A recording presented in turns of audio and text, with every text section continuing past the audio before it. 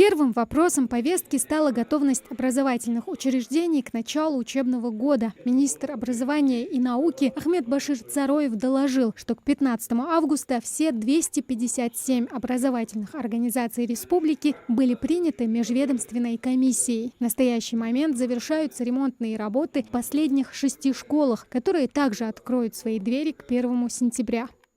Буквально вчера, уважаемые журналисты, мы с Мушаром Мухамбетовичем выехали на все эти объекты, провели инспекцию, срывов. 1 сентября у нас не намечается. Планируемая численность обучающихся в школах на начало учебного года составляет порядка 85 тысяч детей. Из них количество первоклассников более 8200. Не менее важной темой стала подготовка к предстоящему эпидсезону. Вопросы профилактики гриппа, ОРВИ и COVID-19 обсудила министр здравоохранения Зара Албакова. Основной акцент на профилактику, прежде всего вакцинацию, которая уже началась с 18 августа. Для иммунизации населения республики выделено 252 660 доз вакцины, что составляет 47% от численности населения. Для детского 110 254 дозы и для взрослого населения 142 460 доз. В настоящее время получено нами 58 910 доз. Вакцина – это 23,3 от годового объема. За счет регионального бюджета в процессе закупки 1000 доз гриппозной вакцины и 1000 доз вакцины против новой коронавирусной инфекции.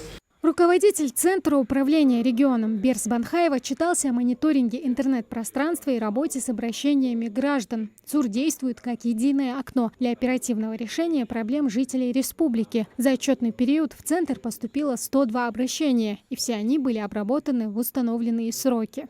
Основными исполнителями по обращениям граждан традиционно является единый оператор, на которого приходится 36% всех заявок.